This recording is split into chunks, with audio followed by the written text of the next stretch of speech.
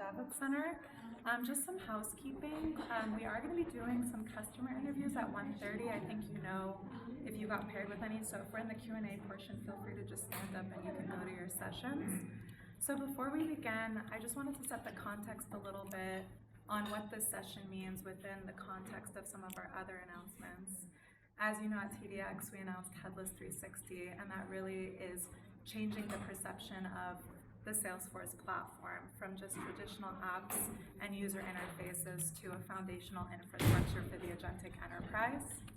And of course, today, you heard about our Agentforce operations announcement, which really transforms the back office.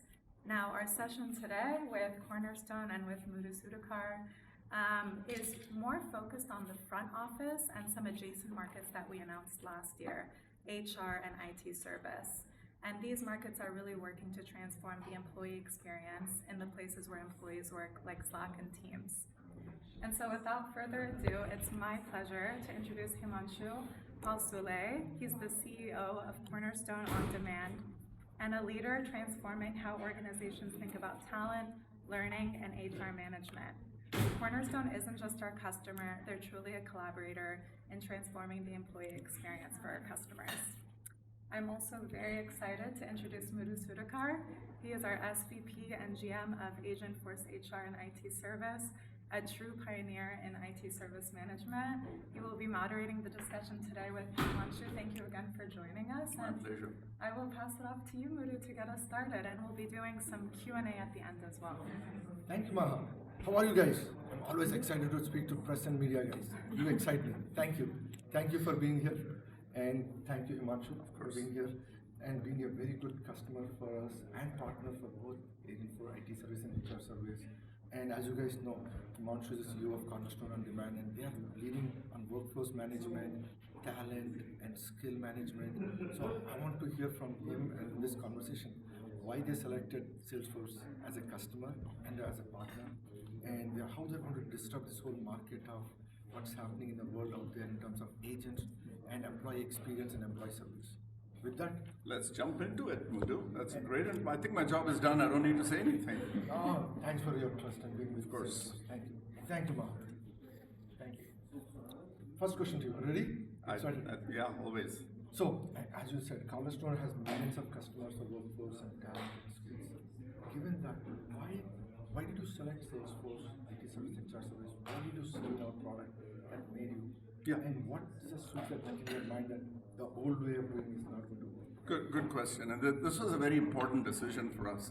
I think people are saying they can't hear. Yeah, we'll have to speak up. Yeah. And I'll tell you why this was an important decision for us. Firstly, it's not millions of users. We have 150 million users who take a Cornerstone course every 3 seconds. So I tell my people that 2% of the planet takes a course every 3 seconds. We have to get it right. So the decision would have been important enough if all we were looking for is a vendor. But as you know, our relationship goes well beyond that. We're looking at a partner, we're looking at go-to-market, we're looking at something that we can do going forward. Every time there's been a societal or a technology change, we have adapted. After the pandemic, when the world of work changed, when the internet came along, when we were born in the cloud, we started AI 10 years ago. So when this agentic thing started, what we realized is this is a massive amplification opportunity, not just for our 4,000, 5,000 employees, but to the 145 million users that we serve and you serve.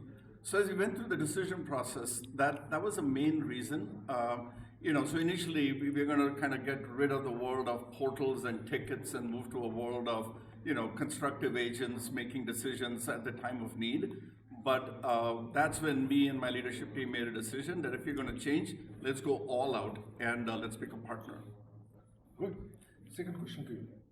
You have so many choices out there. Agentforce IT services is a great product for you, but why did you choose us specifically?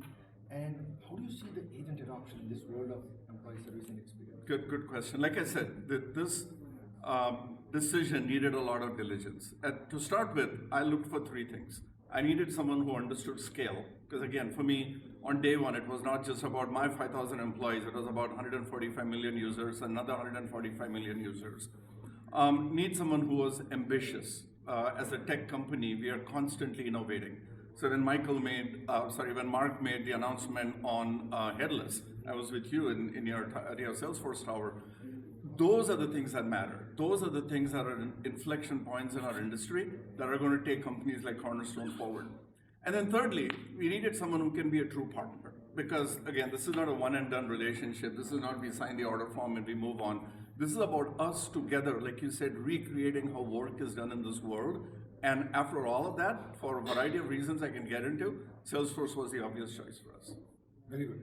So now that you have adopted this agent, do you see any friction for employees and IT teams working with agents, and how are they embracing this? Yeah, good question, Muddu.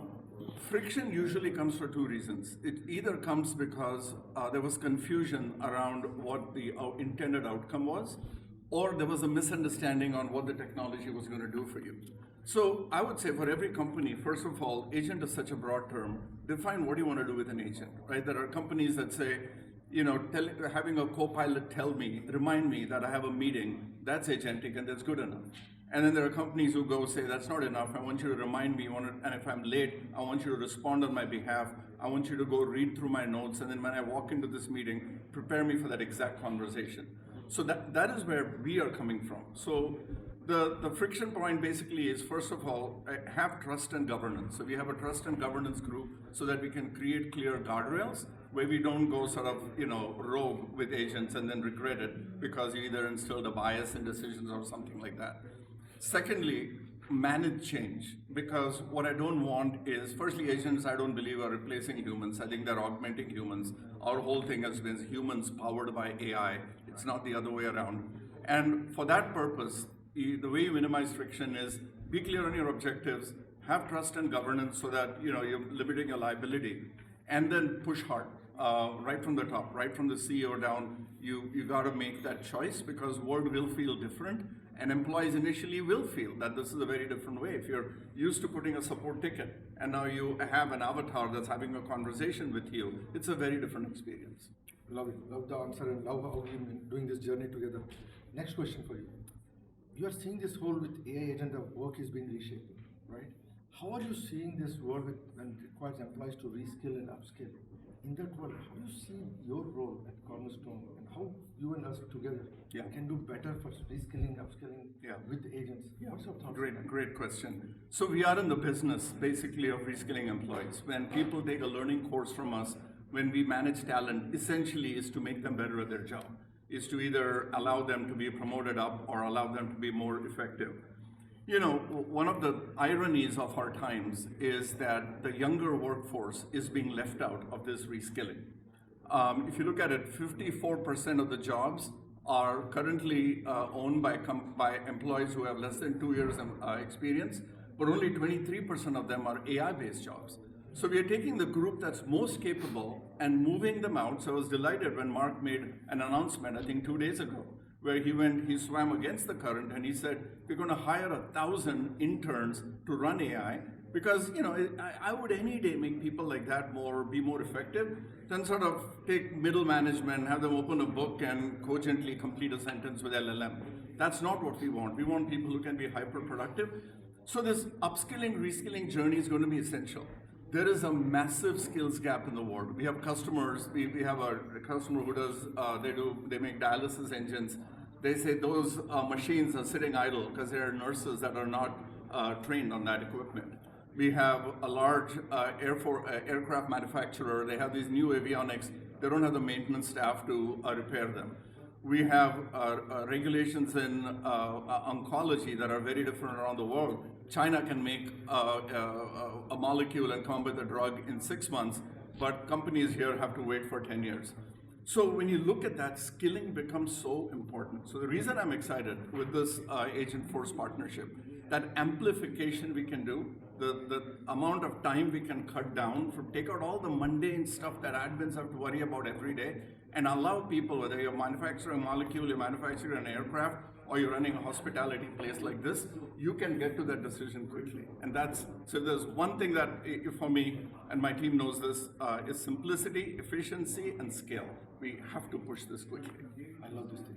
what you're doing it's like a missionary job, reskilling, upskilling. So Yeah. it's great. What are your experiences, Muddu? You're doing this across a large scale. What are you I seeing? think very similar to what you're saying. Look, I think the number one question that we get asked for HR service is how are we helping employees upskill them, reskill them. So what Cornerstone is doing and what we are doing with overall agentic HR service is really helping people because we have to invest in people. Yeah. Agents are here to make employees the better. More than ever, we need to invest in people now because there's just tremendous confusion going on the role of human that I don't understand. Right. Moving on. So look, the broader, bigger picture of agentic HR service. As you think companies go to agentic HR service, what is the thing that you are seeing in terms of how people have to evolve their organization, their culture? Where do you see the agentic HR service and upskilling? Where is it playing in the bigger picture of the As I tell my 5,000 employees is let's meet in the middle. I mean, I don't want you all to sit there fearing whether your job is going to go away, nor do I want to be plotting over here on how I can replace you. At the end of the day, what you do has to be amplified. Now, this is not easy, right? Whether is that okay? Yeah, whether we are looking at taking these people and making them fluent in AI, we are looking at changing fundamental jobs where I think earlier Sanjana was saying, people coding on the weekends and vibe coding. We got to accept that. We got to adapt that. So we basically have to have a contract that we sign with our people. There is no guarantee that jobs are not going to go away. Of course, jobs are going to be replaced. They were replaced by the internet, they were replaced by mobility, they were replaced by computers, they were replaced by the spinning jenny, the wheel, whatever. So as long as people are aware that their jobs, they can move up the value chain, they can reskill and upskill themselves, I think culturally it's acceptable. Where the fear, uncertainty, and doubt is today, and the friction you're saying of employees unwilling to accept agents because they feel they're picking on something that's going to effectively replace them. Harsh reality is, if you don't change, it will. If you're a BDR and all you've done is pick up the phone and read a script and answer a call from a customer, your job will go away. If you're a QA tester that all you do is come to work and you have these 1,000 lines of code you got to read, Claude is going to do that 100 times better. But as I always say, jobs aren't going away, tasks are going away. If my job is to build product, that's not going to go away. If my job is to code in Python, it'll probably go away. So as long as people understand and culturally you accept this thing, I think agentic will make progress. If you get stuck in the mud, then you're going to struggle. Very good answer. So what does a success will look like? What is it like even 4 years, 5 years from now? What is the agentic HR service, the overall? What is helping? HR to me is very important. It's all about absolutely for me as well. With upskilling, what is the success in your opinion? Let me talk internally at Cornerstone with your solution, and then let me talk externally in the world. Internally, every company now, if they're not looking at simplification and creating a nimble and agile organization, they're missing the plot here. We no longer have the luxury of having annual performance reviews and 3-month hiring cycles and succession planning that goes out into 3 years. We can't do that. We have to change it. So moving to this agentic world, the key word that comes to mind is outcomes. Let's do everything with a clear outcome in mind. I go to companies and I ask our customers, what is your biggest problem? Is it attrition? Is it engagement? Is it promotability? Is it growth? Is it profitability? Draw a line around that or draw a circle around that and say, agentically, I'm going to solve this in weeks and days, not years and decades. And I mean this. I mean, the pace at which we are writing code now in Cloud, and your platform is only going to help this, the pace at which tickets can be not responded to, but avoided completely. If I'm in Slack and I have an issue, I should be able to type my question in, and an agent needs to start resolving that. The example I use, and you and I have discussed that, if I'm in a client meeting and I'm in Slack, and I get a text from my wife saying, hey, I want to change benefits, I don't want to now go into a benefit portal, remember what the heck my single sign-on was, then navigate through a menu, and then go and then finally have to call an HR person. In Slack, I want to go and type in there saying change benefits from 0 to 1, and I expect that to happen. So I think this is going to be a revolution. Like everything, people will, over-anticipate what will happen in the immediate future, and then we'll under-anticipate on how fundamentally everything's going to change. We made a decision to partner with you. I would love to be here a year from now saying that was a roaring success internally. And then, as I said, externally, the fact that we have 145 million users, the fact that a course gets taken every 3 seconds, I see agentic as a way to amplify that hundreds of times, right? And the same concerns that customers have now around a variety of things. We have this thing called people graph that will go actually tell you this employee has this skill and this risk at this time. That is what they need. They don't need 9 boxes that you refer to that were 2 years old that nobody really cares about. Sorry, I get passionate about No, I love it. Hopefully the press and media is liking him. I mean, he's like a rock star, right? Hopefully he's helping creating all these jobs and everything. So we like it. I like you. I like It's a Cornerstone. good I start like to you a guys. relationship. So what do you think is you're facing as headwinds today? What do you think headwinds 4 years from now? Yeah, obviously the biggest concern every CEO has and everyone should have is security, right? Just as these agents are good actors that are going to help mankind, there's enough bad actors that are also using the same agents to create disruption. So whatever we buy, however we implement that, and security today, the big security keeps the honest. The small security is things like phishing and breaches and things like that. The other issue with AI that is even bigger than a data breach is a bias. And there's plenty of lawsuits going on that if you create if that AI agent assumes a wrong bias, there's a popular case going on, I won't name who they are, they're my competitor. And you can have recruiting create a bias that because your current demographic is this, the agent assumes those are the only kind of people you hire, and it starts rejecting resumes from anybody else. So to me, there are real headwinds that we're going to have to deal with. Legislation is going to be a big headwind. I was in DC with Mark and a whole bunch of other CEOs at a federal event 2 days ago, and there are people tackling this. China's regulatory governance is very different than other countries. How do you create something fair and equitable? So we've done this every time the world has changed. We did this with the internet, did this with mobility, did this with, SaaS? We did that with all of that. And now we're going to have to do it again at pace, because now for the first time, we are having an agent be more intelligent than us, and we're giving them the power to operate. So do I worry about it? Of course I worry about it. And it's going to be that balance. Good. I think I have one more question to ask, but I want to open up the floor for you guys.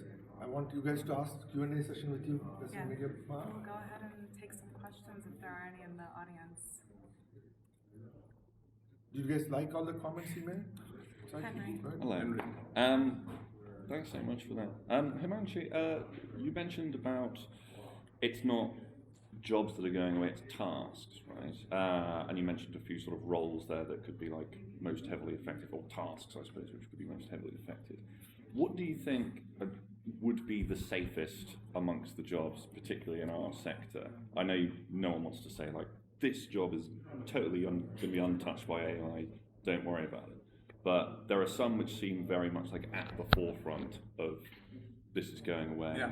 What's the opposite end of that Yeah, spectrum? I keep getting asked this. Look, I have 3 kids. One is in tech, the other is a doctor, and the third one is cognitive science.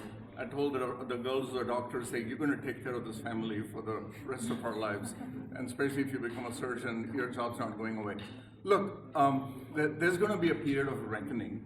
The purists today will say, whether you're talking about sentience, or you're talking about AGI, or you're talking of point of singularity, whether you actually achieve that or not, quantum in 10 years is going to achieve, their level of breaking encryption. It'll keep getting smarter exponentially. So if you akin that to sort of a tsunami and jobs are sort of moving up the value chain, where is that place that is safe? I'm going to turn that around. At the end of the day, giving my example, you could be a product developer, or instead of being a BDR, you are a customer manager. Things like judgment, things like emotion, things like decision making are always going to be there. I mean, even today, with all the technology, how many of you wait on a 1-800 number and then given a chance to start pressing 0 because you want to speak to a human, right? And why do you want to speak to a human? Because the agent just told you they're not going to upgrade you, but you think if you can get to a person, you're going to tell them how important you are, and you are going to get upgraded. That human equation is not going to change. So safe jobs, all I say is don't fight it. Vibe coding is very real. You will get vibe coded out if you stay static. Accept that. Find within your role. I'm not saying, hey, everybody go, don't be a graphic designer, become a landscape artist. It's not that. So there's a lot of fear right now. I have always been optimistic about humanity. I think once again, for every 100 jobs that go away, 1,000 are going to be created. And this is historic. I mean, 100 years ago, we were an agrarian economy, and 98% of us were farmers producing 2%. But because we innovated that, we invented silicon wafers and aircrafts and Instagram and stuff like that. I think there'll be more things created by the same people if they are reskilled, and their jobs will be done better. Does that make sense? So if I was a coder and I was like the best coder and knew the best syntax, everyone in the world now is going to be a great coder. There's no bad coders and good coders. But I think the job of solving a customer problem, and that code was a way to get there, that's where I'm going to shine. So there's no easy answer, but that's my thesis. Done. In your opinion, how do you think roles in sales, marketing, service, and product will change in terms of tasks? I know you touched on the fact that certain tasks will go away, but not necessarily the jobs.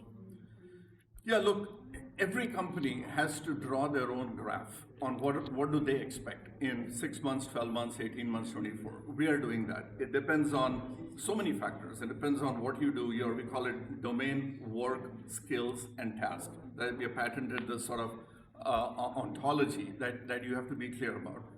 So if you are in a business, if you're a telemarketer and you run a business with 100 people picking up the phone and answering questions that come in, you could pretty much replace those 99 people and leave one orchestrator by agents. If you are in the medical healthcare industry and your job is going through patient records and making a decision, half of them will have a job because there's tremendous bias. There was a great case where a doctor was using transcription service as an agent, and the next day he came in, that agent found an error and actually went and changed the name of the medication because the agent thought this is the right medication. So you needed the doctor to come in, we call it the human in the middle, the next day and review it and say this is not okay, and that agent had to be turned off. So I think every job will go through an evolution. Any job that is repeatable, that the input and outputs are fairly similar, will be the first that's impacted.